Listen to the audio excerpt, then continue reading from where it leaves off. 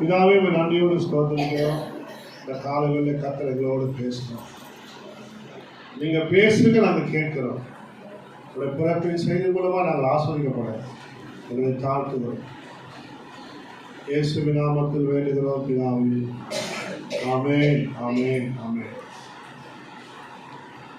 அல்லேலூயா. கர்த்தர் நல்லவர். நம்ம மத்தியில் அருமையான பாஸ்டர் ஜார்ஜ் ஐயா அவருக்கு சாமுறை அவர்களுக்காக அவர்கள் வந்திருப்பது மிகுந்த சந்தோஷம். கடந்த முதல் வருஷம் பாஸ்டர் வந்து கிறிஸ்மஸ் செய்தி கொடுத்தாங்க. பல சபைகளிலே ஏழில் மற்ற வெள்ளிவாக்கத்தில் இருக்கிற சபை என்ன சொல்கிறோம், செக்கினா அசம்பிளி செங்கல்பட்டில் இருந்து அங்கே போய் பாஸ்டர் வந்து பைபிள் காலேஜ் நடத்துகிறார். ஆமென். செக்கினா அசம்பிளியில் கோடமாக்கம் ஏழில் பாஸ்டர் கர்த்தர் பயன்படுத்தி கொண்டிருக்கிறார். ஆமென். அவர்கள் நம்மத்தில் வந்திருப்பது மிகுந்த சந்தோஷம். எத்தனை பேர் ஆமென் சொல்றீங்க? அல்லேலூயா. ஆகவே கர்த்தருடைய வார்த்தையை அவர்கள் கொடுப்பாங்க. எல்லாம் கைகளை தட்டி கர்த்தருடைய வார்த்தைகளை வருவோம்.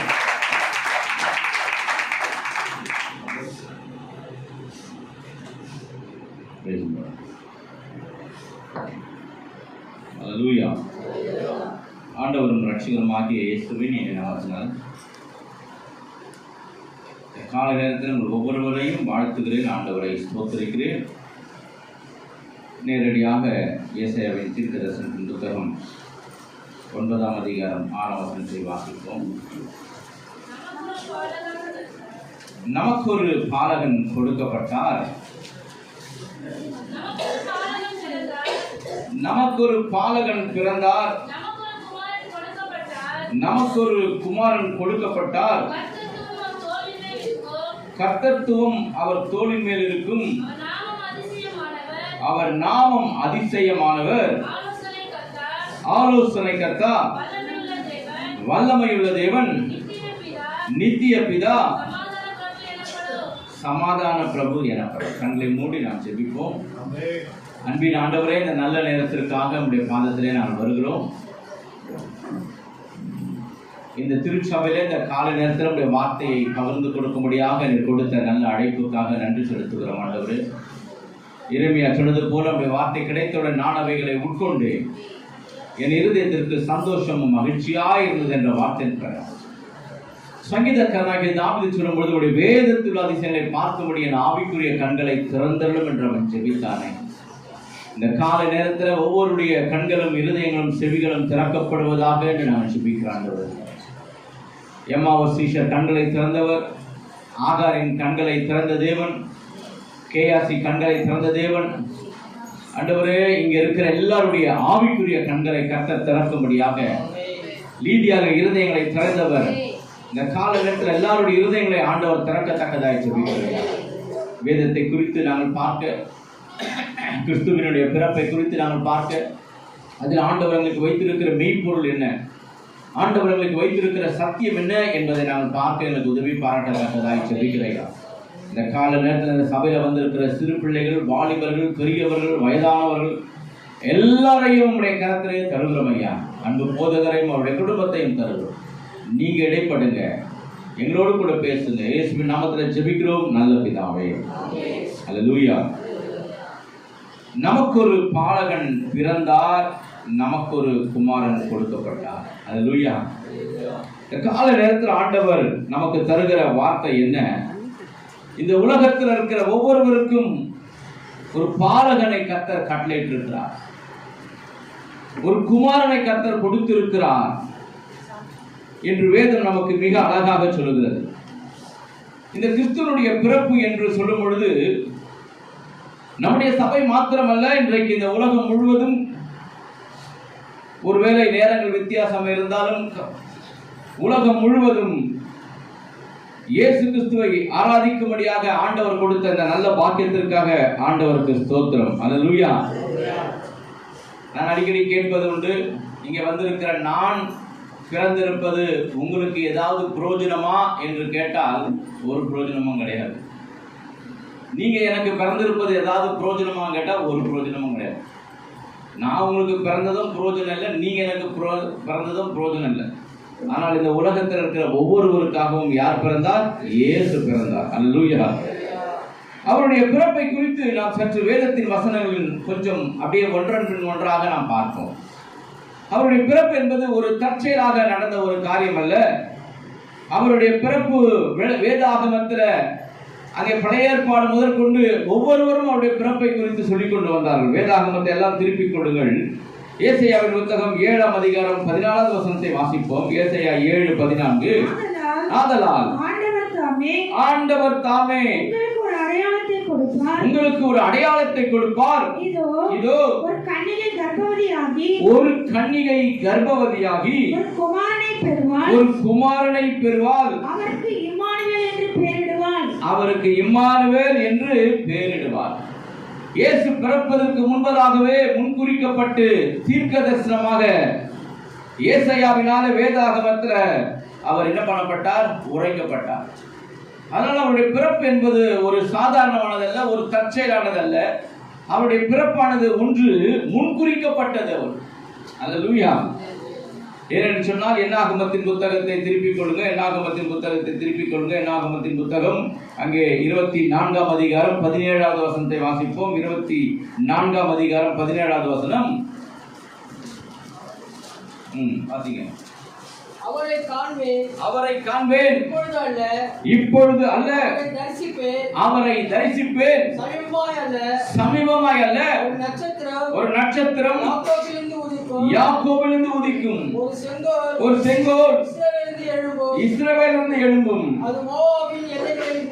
அது மோவாபின் எல்லைகளை நொறுக்கி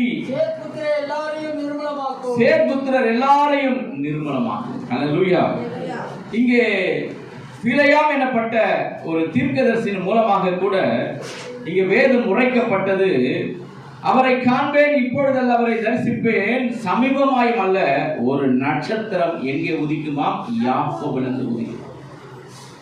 ஆதியாகமத்தின் புத்தகம் 3ஆம் அதிகாரம் 15வது வசனத்தை வாசிப்போம்.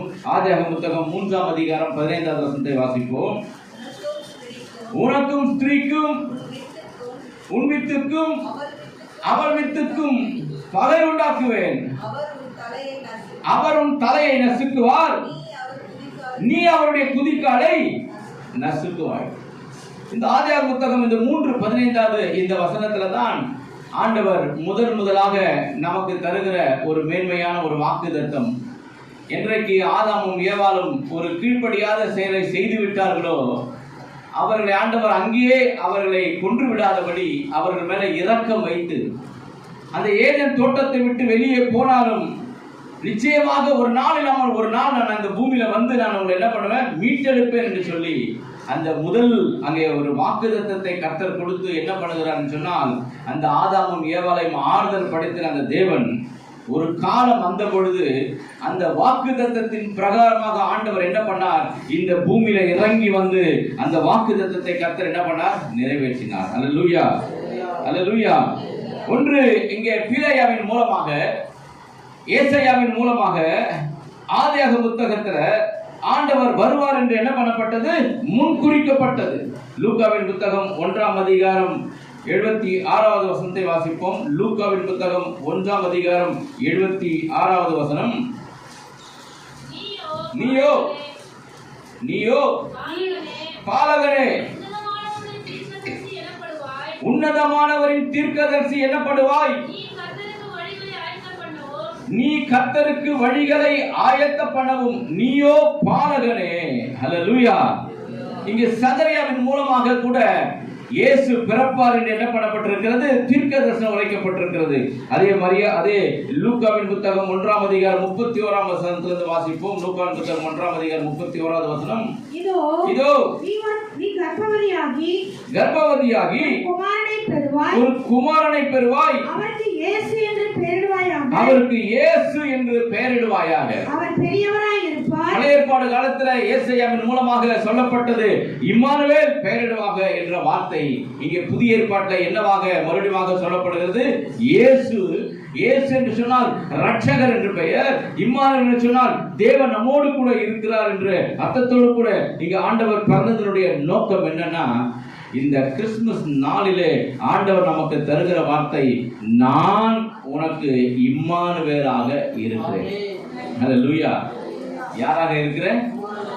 இம்மானுவேல் என்று சொன்னால் தேவன் நம்மோடு கூட இருக்கிறார். நிறைய பேர் அடிக்கடி சொல்லுவாங்க, நான் உன் கூட கடைசி வரை இருக்கிறேன், நான் உன் கூட கடைசி வரை இருக்கிறேன் என்று சொல்லுகிறவர்களெல்லாம் ஒரு நாளும் நம்மோடு கூட இருப்பதே கிடையாது. ஆனால் ஆண்டவர் யோசுவாவை பார்த்து சொன்னார், நீ உயிரோடு கூட இருக்கும் நாளெல்லாம் ஒருவனும் உனக்கு முன்பாக எதிர்த்து நிற்பதில்லை, நான் மோசையோடு இருந்தது போல உன்னோடும் இருப்பேன். அல்லேலூயா. அந்த வசனத்தின் பிரகாரம் உண்மையை சொல்ல வேண்டும் என்று சொன்னால், நாம் ரட்சிக்கப்பட்ட அந்த நாள் முதல் கொண்டு இந்த நாள் வரைக்கும் எத்தனையோ பேர் நம்முடைய வாழ்க்கையில வந்தாங்க, இருந்தாங்க, போனாங்க, திரும்பி வரல. ஆனா வந்த இந்த இம்மானுவேல் இன்று வரை நம்மோடு கூட அவர் இருந்து கொண்டே இருக்கிறார். ஆண்டவருக்கு மகிமை உண்டாவதாக. அல்லேலூயா. இம்மானுவேல் நம்மோடு கூட அவர் இன்றும் அல்ல எப்பொழுதுமே அவர் இருப்பார். காலங்கள் மாறினாலும், மனிதர்கள் மாறினாலும், சூழ்நிலைகள் மாறினாலும், எல்லாம் மாறினாலும் நம்மோடு கூட ஆண்டவர் இருப்பார். அல்லேலூயா. இங்கே வாசிப்போம் லூக்காவின் புத்தகம் 1ஆம் அதிகாரம் 42ஆம் வசனத்தை வாசிப்போம். லூக்காவின் புத்தகம் 1ஆம் அதிகாரம் 42. உரத்த சத்தமாய் ஸ்திரீகளுக்குள்ளே நீ ஆசீர்வதிக்கப்பட்டவன், நீ ஆசீர்வதிக்கப்பட்டவன், உன் கர்ப்பத்தின் கனியும் ஆசீர்வதிக்கப்பட்டது, உன் கர்ப்பத்தின் கனியும் ஆசீர்வதிக்கப்பட்டது. அப்போ மரியாள், எலிசபெத், இவள் எல்லாருமே இயேசு பிறப்பார் என்று என்ன பண்ணப்படுகிறது? தீர்க்கதரிசனம் உரைக்கப்படுகிறது. ஞானிகளாலே தீர்க்கதரிசனம் உரைக்கப்பட்டது. புதிய ஏற்பாட்டில் ஆண்டவராகிய தகப்பனாகிய யோசேப்பால தீர்க்கதரிசனம் உரைக்கப்பட்டது. சிமியோனால தீர்க்கதரிசனம் உரைக்கப்பட்டது. அன்னாளால தீர்க்கதரிசனம் உரைக்கப்பட்டது. அப்ப இயேசு கிறிஸ்து அவர் எதற்காக வந்தார் என்று சொன்னால், ஏற்கனவே அவர் பழைய ஏற்பாடு தேவனுடைய ஜனங்களாலும் புதிய ஏற்பாடு தேவனுடைய ஜனங்களாலும் எல்லாராலும் தீர்க்கதரிசனம் உரைக்கப்பட்டு தான் ஆண்டவர் வந்தார். அப்படின்னு சொல்லுங்க. இயேசு இந்த நமக்கு பிறந்ததுனால அவர் நமக்கு தருகிற அவர் என்ன நோக்கத்திற்காக பிறந்தார்? நம்ம யூஸ்வலா என்ன பண்றோம்? பிறந்தநாள் அடிக்கடி ஒவ்வொரு வருஷமும் இந்த கிறிஸ்துவனுடைய பிறப்பை குறித்து நாம் ஆசரிக்கிறோம், கிறிஸ்துவனுடைய பிறப்பை குறித்து நாம் மகிழ்கிறோம். ஆனால் என்ன காரணத்திற்காக அவர் வந்தார்? அவருடைய பிறப்பின் உண்மையான நோக்கம் என்ன? வேத வசனத்தின் பிரகாரம் நாம் ஒன்றன் பின் ஒன்றாக பார்க்க போறோம். நம்பர் 1 வாசிங்க. 2 கொரிந்தியர் புத்தகம் 1ஆம் அதிகாரம் 20வது வசனத்தை வாசிப்போம். 2 கொரிந்தியர் புத்தகம் 1ஆம் அதிகாரம் 20வது வசனத்தை வாசிப்போம். தேவனுக்கு மகிமை உண்டாகும்படி, எங்களால் தேவனுக்கு மகிமை உண்டாகும்படி தேவனுடைய வாக்குத்தத்தங்களை எல்லாம், தேவனுடைய வாக்குத்தத்தங்கள் எல்லாம் இயேசு கிறிஸ்துவுக்குள் ஆம் என்றும் அவருக்குள் ஆமென் என்றும் இருக்கிறதே. ஆமென் என்றும் இருக்கிறதே. அல்லேலூயா.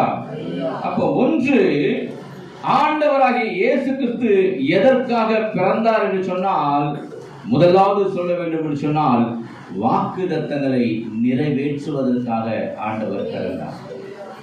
வாக்குத்தத்தங்கள் என்ன? வாக்குத்தத்தங்கள் பழைய ஏற்பாடு காலத்துல நமக்கு என்னெல்லாம் வாக்குத்தத்தத்தை ஆண்டவர் கொடுத்தாரோ அந்த வாக்குத்தத்தங்களை நிறைவேற்றுவதற்காக ஆண்டவர் பிறந்தார். இன்னைக்கு நம்முடைய வாழ்க்கையில கூட ஆண்டவர் நிறைய வாக்குத்தத்தங்களை கொடுத்திருப்பார். ஜனவரி அங்கே 1ஆம் தேதி வரும்பொழுது நமக்கு என்ன பண்ணப்படுகிறது? வாக்குத்தத்தம் கொடுக்கப்படுகிறது. சில சந்தர்ப்பத்தில் ஊழியக்காரமாக வாக்குத்தத்தம் கொடுக்கப்படுகிறது. சில சந்தர்ப்பத்தில் வேதத்தை வாசிக்கும் போது நமக்கு வாக்குத்தத்தம் கொடுக்கப்படுகிறது. சில சந்தர்ப்பங்களிலே நமக்கு அங்கே 1ஆம் தேதி சில சந்தர்ப்பங்களில் வாக்குத்தத்த அட்டையை கொடுக்கும்போது அதன் மூலமாக நமக்கு ஆண்டவர் வாக்குத்தத்தங்களை கொடுக்கிறார்.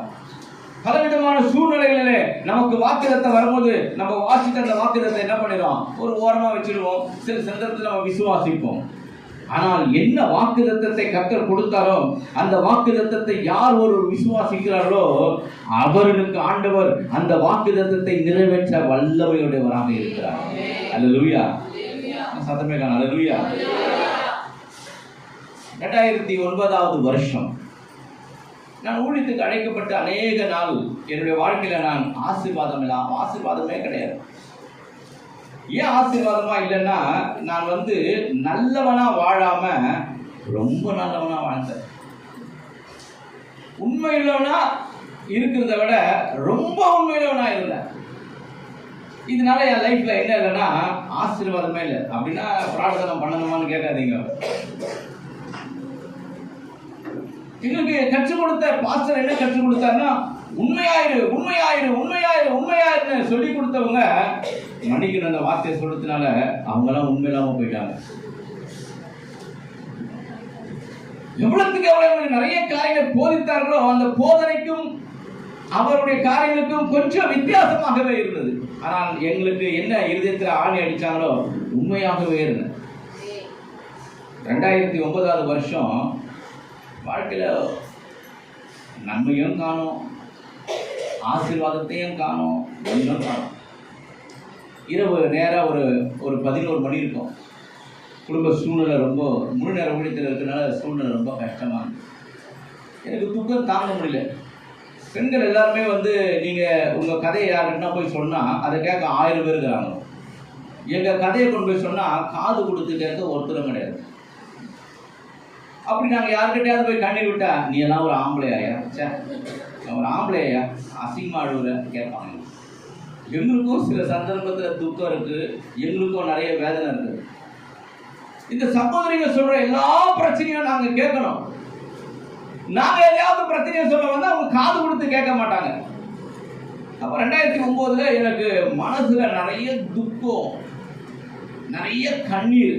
நேரா கட்டில் மேல போயிட்டு அப்படியே கவுந்து அடிச்சு படுத்து கண்ட 2 பக்கம் தண்ணி ஊத்திக்கிட்டே இருக்குது. எனக்கு சொல்ல முடியல, வேதனை தாங்க முடியல, அழ.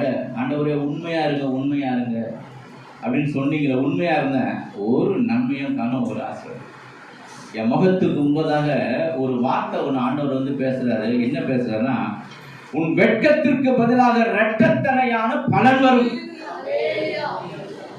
இந்த வார்த்தை ஒரு பனித்துளி மாதிரி என் இருதயத்தில் விழுந்த உடனே நான் எழுந்து உட்காந்துட்டேன். இது என்னடா, இது யாரா பேசுறது? இரவு 11 மணிக்கு உன் வெட்கத்துக்கு பதிலாக,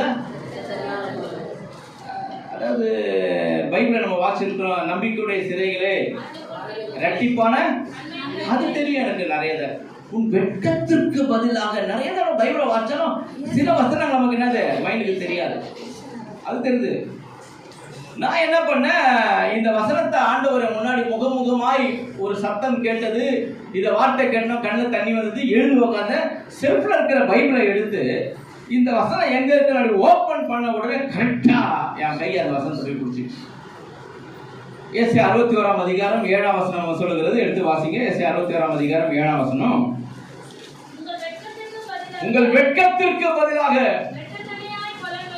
இரட்டத்தனையான பலன் வரும். லட்சைக்கு பதிலாக உங்கள் பாகத்தில் சந்தோஷப்படுவீர்கள். அது நிமித்தம் உங்கள் தேசத்தில் இரட்டிப்பான சுதந்திரம் அடைவார்கள். போதும்.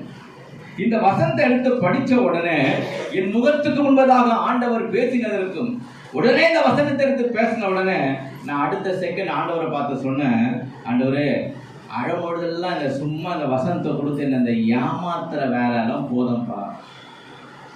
ஆனா ஒன்னா வசனங்களை எனக்கு வேதனை வரும்போது, கண்ணீர் வரும்போது, பிரச்சனை வரும்போது இந்த வசனங்கள்லாம் டக்கு டக்கு டக்குன்னு கொடுத்து எனக்கு வாசிக்கும் போது நல்லா இருக்குது.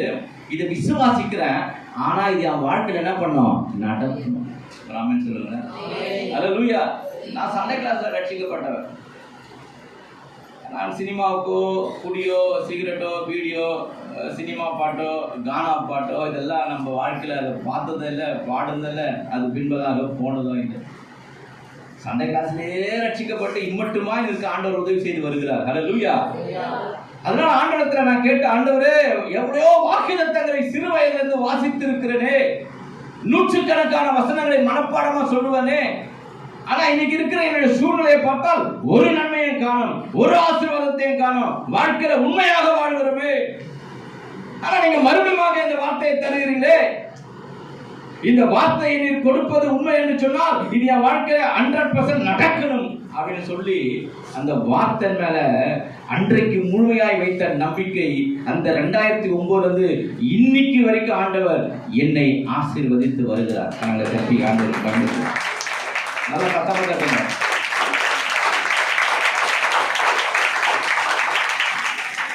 சில பேர் வந்து உட்காந்து பேசுகிறாங்க, திரும்பி திரும்பி பார்க்குறாங்க, எத்தையோ போட்டு சாப்பிட்டுக்கிறாங்க. எப்படி இருக்கு பாருங்க ஆராதனை. நல்லா இங்கே கவனிங்க. அவங்க என்ன நினைக்கிறாங்கன்னா, ஸ்டேஜ் மேலே நம்ம நிற்கிறதுனால பின்னாடி உட்காந்து இருக்கிறனால நம்மளுக்கு தெரியாது. என் கண்ணு நல்லா தெரியுது. இந்த கண்ணாடி சும்மா அந்த சின்ன லெட்டர் ரீடிங்காக தான், அதை கொஞ்சம் பெருசாக காட்டும், வேற ஒன்று. அதோட கண்ணாடி கண்டிப்பாக கடைசி வரைக்கும் தெரியும். நல்லா கவனிப்போம். ஒன்று, இயேசுடைய பிறப்பின் நோக்கம் என்ன? What is the purpose of ஆண்டவர் நம்முடைய பிறந்ததனுடைய நோக்கம் என்னன்னா, முதல் நோக்கம் என்னன்னா, உங்க வாழ்க்கையில ஆண்டவர் என்ன வாக்குத்தத்தத்தை கர்த்தர் கொடுத்தாரோ அந்த வாக்குத்தத்தத்தை நிறைவேற்ற அவர் வல்லமையுடையவராய் இருக்கிறார். அல்லேலூயா. அந்த வாக்குத்தத்தத்தை எடுத்து அதை நம்ம எப்படி அந்த அதுதான் வாசம் 2 Corinthians என்ன வாசம் 1ஆம் அதிகாரம் 20ஆம் வசனத்தை வாசிங்க, மறுபடியும் வாசிங்க.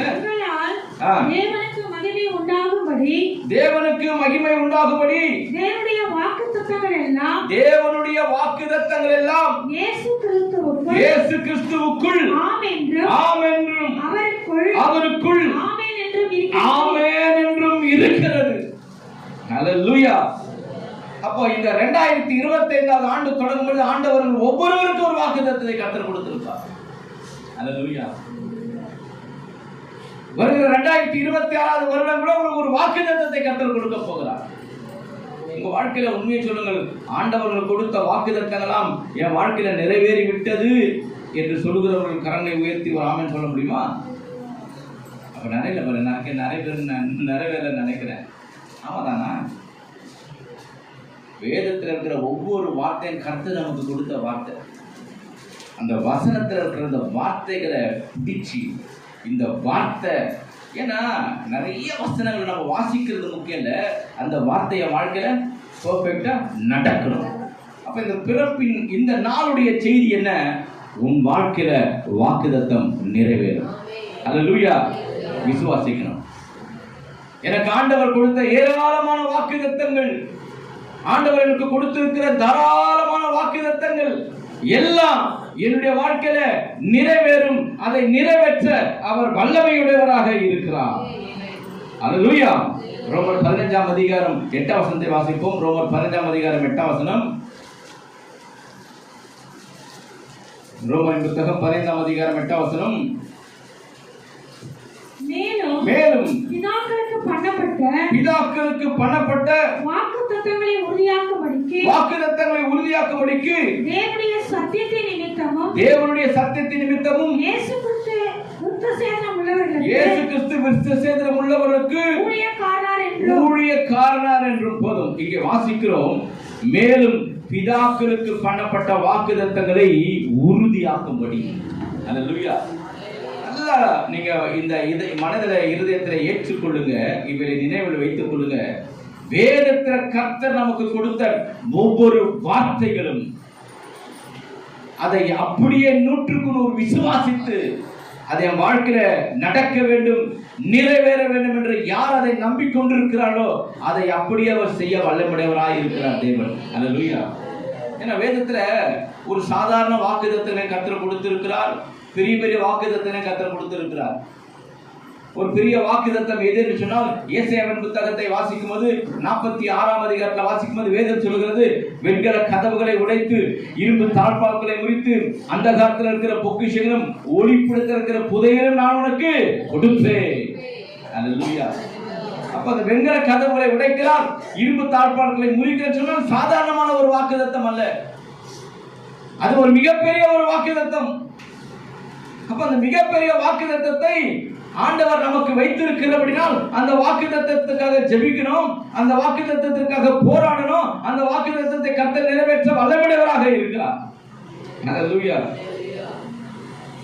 அதனால ஒன்று, ஆண்டவர் நமக்கு வைத்திருக்கிற இந்த கிறிஸ்துமஸ் இந்த ஆராதனையில தருகிற முதல் வார்த்தை என்ன? வாக்குத்தத்தங்களை உங்களுக்கு ஆண்டவர் என்ன பண்ணுவார்? நிறைவேற்றுவார். அல்லேலூயா. வருகிற 2026ஆவது வருடம் நான் பேச வேண்டிய ஒரு திருச்சபைக்கு அழைக்கப்பட்டிருக்கிறேன். அந்த என்ன வார்த்தை கர்த்தர் ஏற்கனவே எனக்கு கொடுத்திருக்கான்னு சொன்னால், அங்கே ஆண்டவர் ஆதியாகமம் 12ஆம் அதிகாரம் 2ஆம் வசனத்தில் வாசிப்போம். ஆதியாகமம் 12ஆம் அதிகாரம் 2ஆம் வசனத்தை வாசிப்போம். ஆதியாகமம் 12:2.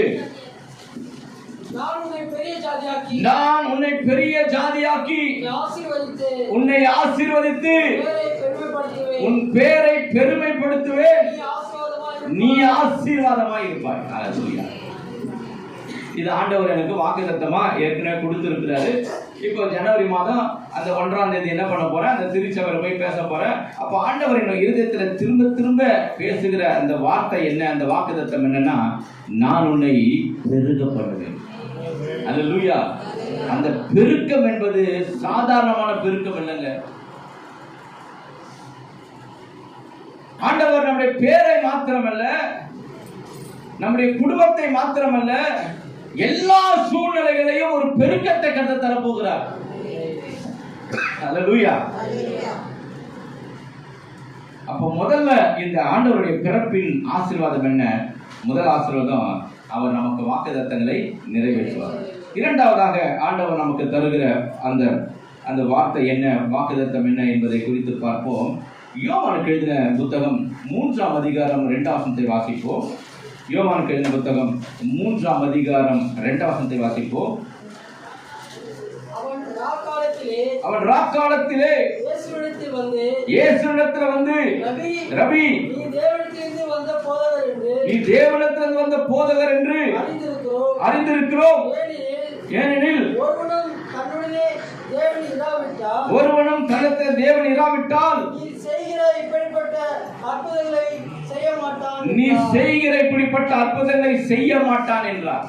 இரண்டாவது, ஆண்டவர் இந்த பூமியில வந்த அந்த பிறப்பின் நோக்கம் என்னன்னு சொன்னா, இரண்டாவது நோக்கம் காண முடியாத தேவனை அவர் வெளிப்படுத்துவதற்காக வந்தார். ஹல்லேலூயா. காண முடியாத தேவன். அவர்கள் பார்க்க முடியுமா என்று கேட்டால் பார்க்க முடியும். எப்படி பார்க்க முடியும்? மாமிச கண்களினால அவரை பார்க்க முடியாது. நம்முடைய ஆவிக்குரிய மனக்கண்களினால் அவரை என்ன பண்ண முடியும்? பார்க்க முடியும். அதுதான் அங்கே சொன்னான், பிலேயம் சொன்னான், அவரை தரிசிப்பேன் என்று சொன்னான். யோபு சொன்னார், என் மீட்பர் உயிரோடு கூட இருக்கிறார் என்று சொன்னார். அதரிசனமான கண்களிலே நாங்கள் பார்ப்போம் என்று சொன்னார்கள். இங்கே வேதம் சொல்கிறது, இரண்டாவதாக காண முடியாத தேவனை வெளிப்படுத்துவதற்காக வந்தார். அப்போ இந்த நாம் ஆராதிக்கிற ஆண்டவர் ஒருவேளை கண்களிலே புலப்படாமல் இருக்கிறார் நமக்கு. ஆனால் அவர் நம் கண்களிலே புலப்படாவிட்டாலும் நாம் போகும் பொழுது, நாம் பேசும் பொழுது, நாம் நடக்கும் பொழுது அவர் நம்மோடு கூட செயல்பட்டு கொண்டே தான் ஆண்டவர் இருக்கிறார். ஹல்லேலூயா.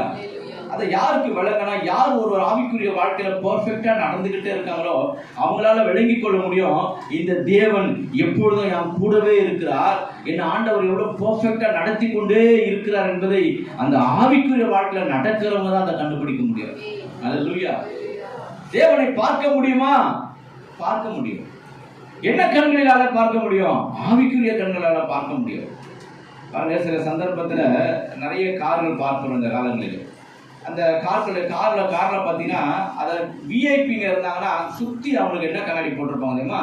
கருப்பு கலர்ல சன்கிளாஸ் போட்டு ஒட்டியிருப்பாங்க. அது ஒட்டக்கூடாதுன்னு ரூல் இருக்குது. இருந்தாலும் பெரிய பெரிய விஐபிங்க அதை ஒட்டுவாங்க. அவங்க ஒன்றும் பண்ண முடியாது நம்ம. ஆனால் அந்த காருக்குள்ள வெளியே இருந்து பார்த்தா அந்த காருக்குள்ள யாருக்காக நமக்கு தெரியாது. ஆனால் கிட்ட போய் நீங்க பார்த்தீங்கன்னா அதுக்குள்ள யாருக்காக தெரியும். உள்ள உட்கார்ந்து இருக்கிறவங்க வெளியே இருக்கிற எல்லாரையும் பார்ப்பாங்க. வெளியே இருக்கிற நம்ம உள்ள இருக்கிற என்ன பண்ண முடியாது? பார்க்க முடியாது. அதே போல தான் பரலோகத்தில் இருக்கிற ஆண்டவர் நம்மள எல்லாரையும் அந்த டிரான்ஸ்பரண்ட் கிளாஸ்ல நம்மள பார்ப்பாரு.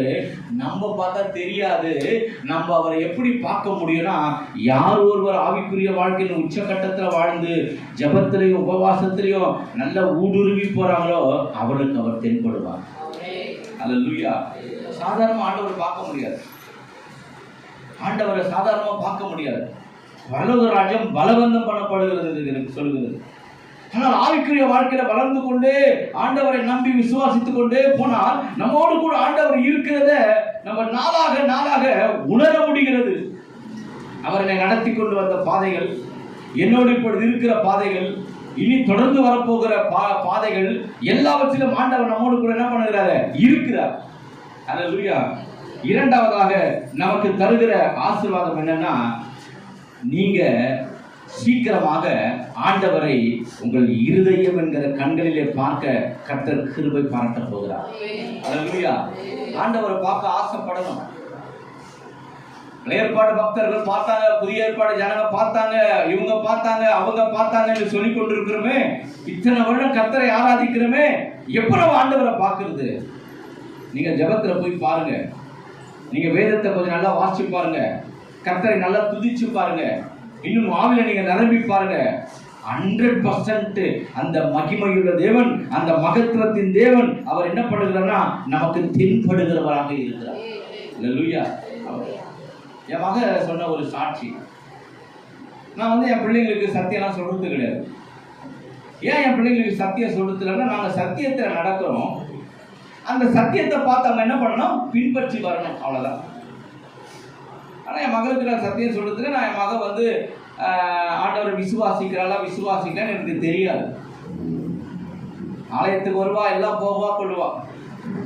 ஒரு நாள் அவருடைய ஃப்ரெண்டு கிட்ட சொல்லியிருக்கிறா, என்ன சொல்லியிருக்காருன்னா, எங்க டாடி ஊழியம் செய்யறாரு, அவர் பைபிள் வாசிக்கிறாரு, ஜோம் பண்றாரு, ஊழியத்துக்கு எல்லாம் பண்றாரு, ஆனாலும் என் உள் மனசுல ஆண்டவர் ஒரு இருக்கிறாரா என்ற ஒரு கேள்வியோட கூட நான் ரொம்ப நாளா இருந்தேன். ஏன்னா அவர் தனிப்பட்ட ஆத்மா இல்லையா?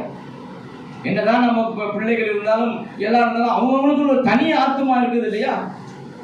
அதனால அவன் நம்புறாளா நம்மளே எனக்கு தெரியாது. யார் இதற்கு ஆண்டவர் இருக்காங்க, யார் ஆண்டவர் நமக்கு தெரியாது.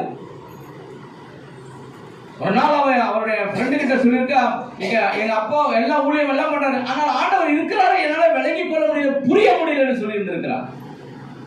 ஒரு நாள் இரவு ஆண்டவர் அவளோடு கூட ஆண்டவர் பேசின உடனே எழுந்து உட்காந்து ரொம்ப அழுதுச்சுக்கிறார்.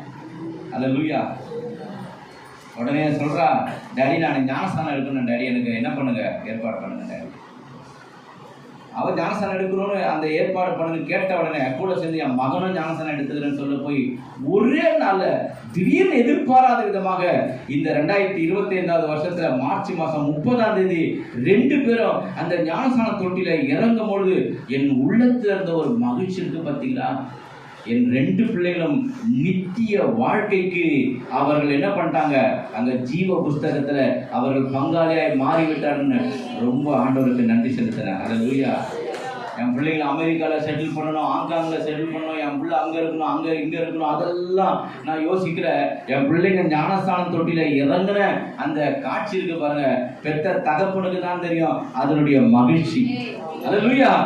தேவன் காண முடியாத தேவனை ஆண்டவர் தம்மை வெளிப்படுத்துகிறவராக இருக்கிறார்.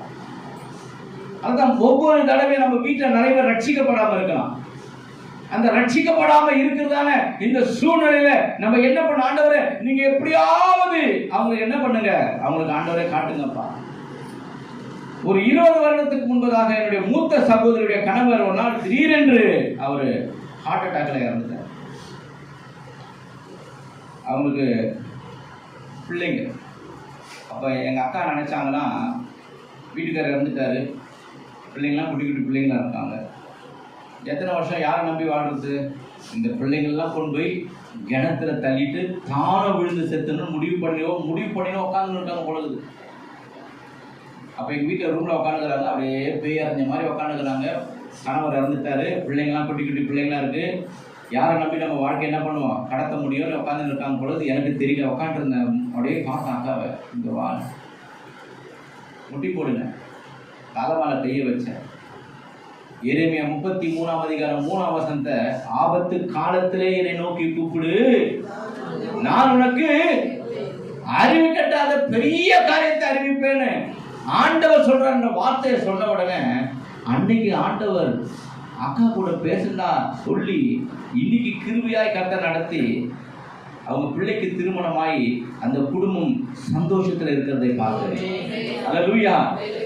அல்லேலூயா. காரணம் ஏன்னு சொன்னா ஆண்டவர் ஒவ்வொருவரோடு கூட பேசுகிறவரா இருக்கிறார். அதுதான் ஆலயத்துக்கு நம்ம என்ன பண்ணணும், காதை என்ன வார்த்தை பேசப்படுகிறது, என்ன ஆராதனை பண்றாங்க, என்ன பாடல் பாடுறாங்க, இன்னைக்கு நான் ஆராதனை வந்ததனுடைய நோக்கம் என்ன, இன்னைக்கு நான் எவைகளை பெற்றுக்கொண்டு என்ன காரியத்தை ஆண்டவர் செய்ய போகிறார், அந்த நோக்கத்தோடவே வந்தாலே போதும், வாழ்க்கையே தலைகீழா மாறிடும். அல்லேலூயா. காண முடியாத தேவனை வெளிப்படுத்துவதற்காக இயேசு வந்தார்.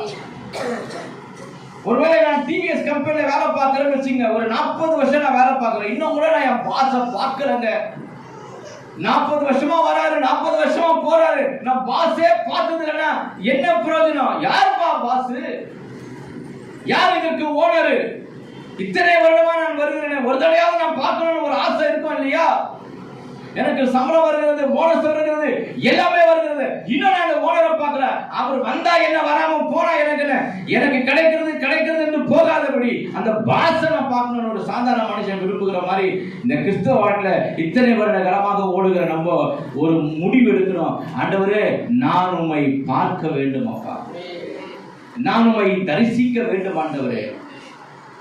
முகமுகமா இல்லாவிட்டாலும் என் இருதயத்தில் நான் அகமகிழ வேண்டும் ஆண்டவரே. அல்லேலூயா. எனக்கு இந்த மாசம் திடீர்னு எனக்கு ஒரு சொல்ல முடியாத ஒரு பிரச்சனை வந்துருச்சு. அதாவது ஊழியம் செய்ய செய்ய செய்ய என்ன நடக்குதுன்னா, பிசாசு எந்த விதத்துல நம்மளை அடிச்சு நொறுக்கி தள்ளி நம்மளை ஒன்னலா மாற்றணும்னு பார்க்கறான். சபை ஊழியமா இருக்கட்டும், எங்களை மாதிரி, அதாவது பேர் என்னவோ எங்களுக்கு பிரபலமா இருக்கும், ஆனா எங்க பின்னாடி வந்து பாருங்க, எங்களுடைய பிரயாணங்களும் எங்களுக்கு வருகிற சோதனைகளும் எங்களுடைய காரியங்களை பார்க்கும்போது பார்த்தா ஒருத்தர் நிற்க மாட்டீங்க நீங்க ஊழியத்துல. திடீரென்று இந்த போன ஒரு 10 நாள் எனக்கு வந்த ஒரு பிரச்சனை, 3 நாள் எனக்கு இரவுல தூக்கம் இல்லை. இது என்னடா இது என்ன பிரச்சனைனா, நன்மை செய்ய போயிட்டு நன்மையால வந்த நன்மை செய்ய போயிட்டு நன்மையால வந்த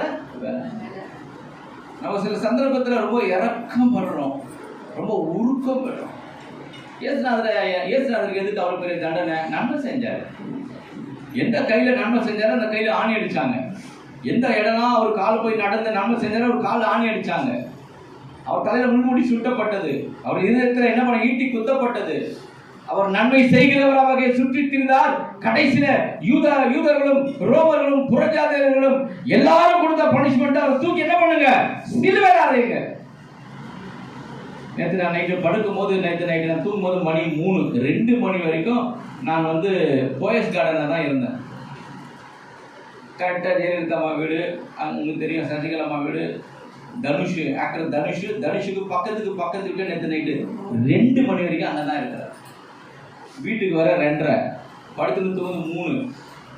6 மணிக்கு ஐயாவுக்கு ஃபோன் 5 மணிக்கு ஐயாவுக்கு ஃபோன் போட்டு கேட்குறேன், 6:30க்கு சர்வீஸா 6 மணிக்கு சர்வீஸான்னு கேட்குறேன். 6 மணிக்கு உடனே புறப்பட்டு.